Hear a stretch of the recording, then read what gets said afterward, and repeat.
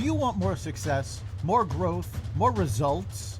Then it's time for the Boundless Success Accelerator from the Modern Observer Group. This isn't your average coaching program. It's where top performers come to dominate.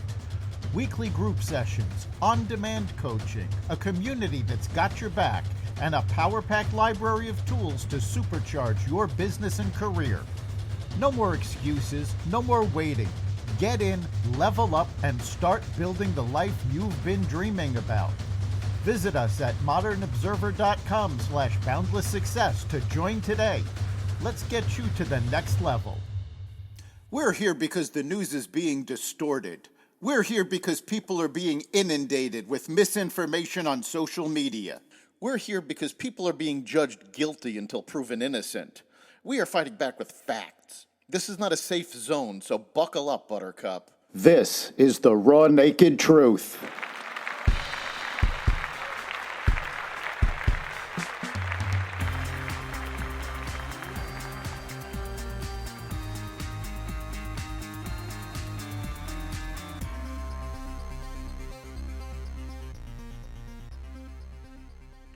A grand jury investigates Russiagate. Democrats flee Texas. American Eagle stock soars, and more. Welcome to the Raw Naked Truth. I'm your host, Eric Lopkin, and here's the news you need to know. Attorney General Pam Bondi directed her staff on Monday to act on the criminal referral from Director of National Intelligence Tulsi Gabbard related to the alleged conspiracy to tie President Donald Trump to Russia, and the Department of Justice is now opening a grand jury investigation into the matter.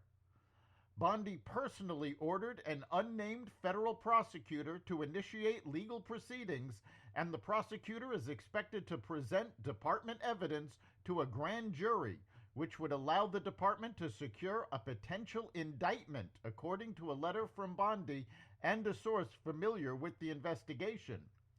A DOJ spokesperson declined to comment on the report of an investigation, but said Bondi is taking the referral from Gabbard very seriously. The spokesperson said Bondi believed there is clear cause for deep concern and a need for next steps. Israeli Prime Minister Benjamin Netanyahu approved a full military occupation of the Gaza Strip on Monday, aiming to force Hamas to release roughly 50 remaining hostages. The move follows the release of disturbing Hamas videos showing emaciated hostages, including 24-year-old Avatar David, sparking national outrage and fear for their lives. Netanyahu bypassed top military leadership to push the plan forward, despite warnings it could endanger hostages and worsen Gaza's humanitarian crisis. Israel's Security Cabinet is set to meet on Tuesday to discuss the next steps in the nearly two-year-old war with the Hamas terror group in the Gaza Strip, including the possibility of taking full control of the Palestinian enclave and operating militarily in areas they have refrained from entering until now, according to local media. Israeli journalist Amit Segal, a commentator for Channel 12, the country's highest-rated news broadcast, quoted a source from the office of Prime Minister Netanyahu as saying that the decision has been made. We are going to occupy the Gaza Strip. Hamas will not release hostages without total surrender. If we do not operate now, the hostages will die of starvation and Gaza will stay under Hamas control, Segal quoted the official as saying. Texas Democrats on Monday prevented their state's House of Representatives from moving forward, at least for now, with a redrawn congressional map. After dozens of Democrats left the state, the Republican-dominated House was unable to establish the quorum of lawmakers required to do business. Texas Governor Greg Abbott is threatening to remove dozens of Democratic state lawmakers from office after they fled the state in a bid to impede the adoption of the state's new congressional district map. The new map, which is being created to account for the influx of new residents over the past several years, would add 5 GOP-leaning congressional seats to the Lone Star State before the 2026 midterms. This is not the first time Texas Democrats have attempted to thwart votes by leaving the state.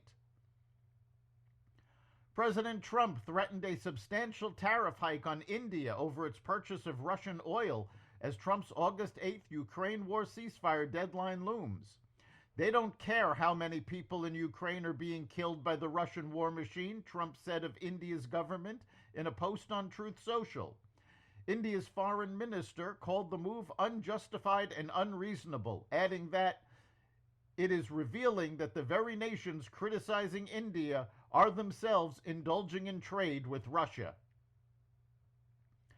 American automakers are anticipating higher profits amid Trump's reversal of Biden-era environmental regulations, including penalties for not making enough electric cars. To build what customers really want is going to be a tailwind for us, Ford CEO Jim Farley told Axios, predicting what he called a multi-billion-dollar opportunity in the wake of Trump's deregulation. Consumer spending stagnated in the first half of this year, according to federal data issued last week, and the CEOs of numerous companies are telling investors that their customers are more strapped or appear to feel that way.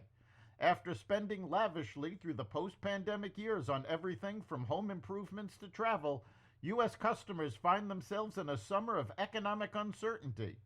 Shoppers worry about inflation, job expectations, and their personal finances are dialing down their spending to focus on the essentials and forego the extras, executives said. The company behind Invisalign said patients are putting off orthodontic treatment and choosing metal braces over pricier, clear alternatives. American Eagle's stock price jumped 23% yesterday after Trump praised Sydney Sweeney's denim ad. Sydney Sweeney, a registered Republican, has the hottest ad out there, Trump said in a post on Truth Social. The tide has seriously turned. Being woke is for losers. Being Republican is what you want to be. Thank you for your attention to this matter. That's the Raw Naked Truth. You can catch every episode of the Raw Naked Truth Daily News Brief, as well as our sister podcast, Carnivore Radio, with news analysis and commentary, and the rest of the Xvadio Podcast Network at xvadio.com, the Apple Podcast app, YouTube, Rumble, Spotify, iHeartRadio, Audible, Amazon Music, and other platforms that respect freedom of speech. We'll see you next time.